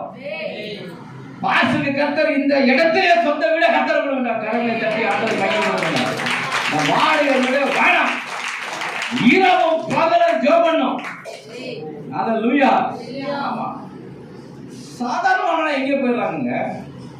இவ்வளவு பெரிய வேதத்தை கையில வச்சுக்கிட்டு, அவ்வளவு பெரிய தேவனை கையில வச்சுக்கிட்டு அதை நம்ம யூட்டிலைஸ் பண்ண தெரியலையோ, இல்ல ஆண்டவர் நம்ம வாழ்க்கையில கிரியை செய்ய முடியலையோ. அல்லேலூயா. அதனால அன்பு தேவனுடைய பிள்ளைகளை, கடைசியாக ஒன்றை நான் சொல்லி ஜெபிக்க விரும்புகிறேன். ஒருவேளை இன்றைக்கு என் பிரசங்கம் பெரிதாக இல்லாவிட்டாலும் ஒரு சில வார்த்தைகளை கர்த்தர் உங்களோடு கூட பேசியிருப்பார். ஆமென். இந்த கடைசியாக நாம் எதை குறித்து நாம் பார்க்க போகிறோம் என்று சொன்னால், 1 யோவான் புத்தகம் 3ஆம் அதிகாரம் 8ஆம் வசனத்தை வாசிப்போம். 1 யோவான் 3ஆம் அதிகாரம் 8ஆம் வசனம். பாவம் செய்கிறவன் பிசாசினால் உண்டாயிருக்கிறான். ஏனெனில் பிசாசானவன் ஆதி முதல் பாவம் செய்கிறான். பிசாசின் கிரியைகளை அழிக்கும்படிக்கு தேவனுடைய குமாரன் வெளிப்பட்டார். அல்லேலூயா. அப்ப இன்றைக்கு நம்முடைய வாழ்க்கை அந்த உயர்ந்த நிலைமைக்கு ஆசீர்வாதமா இல்லாமல் போவதனுடைய காரணம் என்னன்னா, பிசாசு எங்கேயோ ஒரு இடத்துல நமக்கு குழி தோண்டிக்கிட்டே இருக்கிறான். நம்மளை எங்கேயோ ஒரு இடத்துல வளர விடாதபடி அவன் அந்த வேலை, ரகசிய வேலை பார்த்துக்கிட்டே இருக்கிறான். அதனுடைய கிரியைகளை நம்ம ஜெபத்தோடு கண்ணீரோடு கூட வைராக்கியத்தோடு கூட கர்த்தர் அழிச்சிட்டாருன்னு சொன்னா நம்முடைய நிலைமையை கர்த்தர் மாத்திடுவார். அல்லேலூயா. இரவுல தூங்கும் போது என் பிள்ளைங்க தலைமையில கை வச்சு ஜெபம் பண்ணுவேன். என் மனைவி மேல கை வச்சு ஜெபம் பண்ணுவேன். என் தலைமையில கை வச்சு நானே ஜெபம் பண்ணுவேன். ஆண்டவரே, நான் பரம்பரையாக இருந்த அந்த பற்றாக்குறை இதெல்லாம் என் பிள்ளைங்களுக்கு வரக்கூடாது. கர்த்தருடைய வருகை தாமதிச்சால் அந்த சந்ததிக்கு வரக்கூடாது. நன்மையிலும் மேன்மையிலும் மகிமையிலும் ஆசீர்வாதத்தில் காணப்படும். அல்லேலூயா. ஒரு குறிப்பிட்ட மனிதரை சொல்ல விரும்பவில்லை, பயங்கரமா வெளிப்படுத்தின விசேஷத்தை பேசினார். பேசிக்கிட்டே இருக்கிறார். நாளைக்கு வரலாம். உலகத்தின் செயல்பாடுகளை பார்க்கும்போது பயங்கரமா பயமுறுத்தி இன்னைக்கு கோடிக்கணக்கில் பில்டிங் கட்டி வச்சிருக்கிறார். என்னது? கோடிக்கணக்கில். நான் பார்த்து மைண்ட் அசந்து போயிட்டேன். பிரசங்கம் என்னவோ பயமுறுத்துகிற பிரசங்கம். நீ வாழு. முதல்ல என்ன பண்ண? நீ சந்தோஷமா வாழ, மகிழ்ச்சியா வாழ. கிறிஸ்துவனுடைய பிறப்பு உனக்கும் உன் குடும்பத்துக்கும் உரித்தாவதாக. பிசாசின் கிரியைகளை அழிக்கும்படியாக வந்த ஆண்டவர் உங்க வாழ்க்கையின் எல்லைகளிலே இனி தொடர்ந்து போராட்டங்கள் எல்லாத்தையும் கர்த்தர் அழிச்சு உன் நிலைமை வருகிற பட்சத்துல ஆண்டவர் மாற்றி ஒரு சாட்சி எனக்கு காதுக்கு வந்து சேரும். ஜெபம்லாமா? அன்பின் ஆண்டவரே, இந்த நல்ல நேரத்திற்காக உடைய பாதத்திலே நாங்கள் வருகிறோம். அப்பா, அமை துதிக்கிறேன். இயேசு ஏன் பிறந்தார்? பாவிகளை போக்க. ஆண்டவரே அப்பா, எங்களுக்காக நீர் பிறந்தீரப்பா. எங்கள் பாவங்களை போக்கும்படியாக, எங்கள் சாபங்களை நீக்கும்படியாக பிறந்த எங்கள் தேவாதி தேவன் ஆண்டவரே. ஒரு பாரத்தோடு தான் இன்றைக்கு பேசினேன்ப்பா. ஒரு அழகான பிரசங்கிக்க வேண்டும், நிறைய ஞானங்களை சொல்ல வேண்டும் என்று வரலப்பா. ஒரு பாரம் ஆண்டவர். எங்க கிறிஸ்தவ ஜனங்க இன்னும் கூட வாடகை வீட்டிலையும் கஷ்டத்திலையும் பிள்ளைகளுடைய எதிர்காலங்கள் கேள்விக்குறியிலையும் ஏதோ ஒரு பற்றாக்குறையில வாழ்கிற இந்த நிலைமை இயேசுவின் நாமத்தினால மாறுவதாக.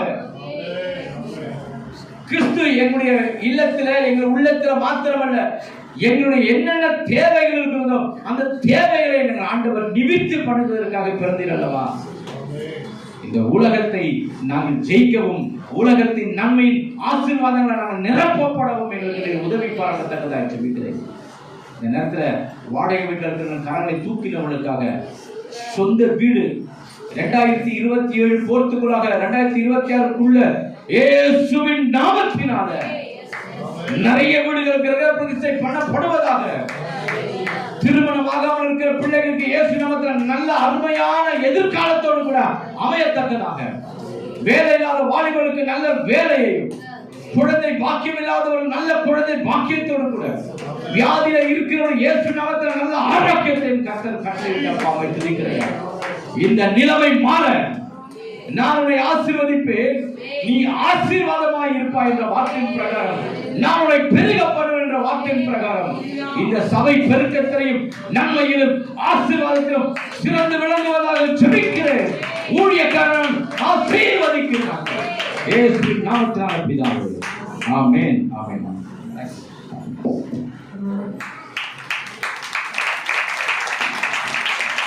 ஹல்லேலூயா. உண்மையாகவே கிறிஸ்து நமக்குள்ள மகிழ்ச்சியை கொண்டு வந்திருக்கிறார். ஆமென். அவருடைய பிறப்பு எல்லாரையும் வாழ வைத்தது. ஆமென். வாழ முடியாமல் இருந்த மக்களை எல்லாம் வாழ வைக்கத்தான் இயேசு வந்தார். அப்போஸ்தலனாகிய பவுல் சொல்லும்போது சந்தோஷமா இருங்க, அப்படின்னு சொல்றேன், சந்தோஷமா இருங்க. ஆமென். யாரும் நம்ம துக்கமாக இருக்கக்கூடாது, வேதனை இருக்கக்கூடாது, கஷ்டப்படக்கூடாது. இயேசு வருத்தப்பட்டு வாழ சொல்லுங்க எல்லாரும் என்னிடத்திலே நான் உங்களுக்கு வருத்தத்தோடு, வேதனையோடு, கஷ்டத்தோடு, பாடலோடு இருக்கிற ஆண்டவர் இல்லை. ஆமென். ஹல்லேலூயா. அவை வந்திருக்கிறவங்க எல்லாருக்கும் ஆண்டவர் நாங்கள் கிறிஸ்துவின் பிறப்பின் நாளிலோடு பேசியிருக்கிறோம். ஆமென். தேவன் பேசின வார்த்தைகளை அவர் அப்படியே நிறைவேற்றுகிறது.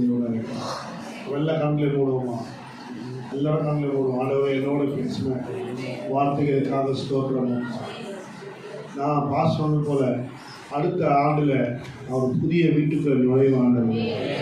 ஆண்டவரே நான் வாசல்களை அப்பா ஒரு வீட்டை கட்டி ஆண்டவரே அந்த வாசல்கள் ஆண்டவரை உயர்ந்திருக்க முடியல.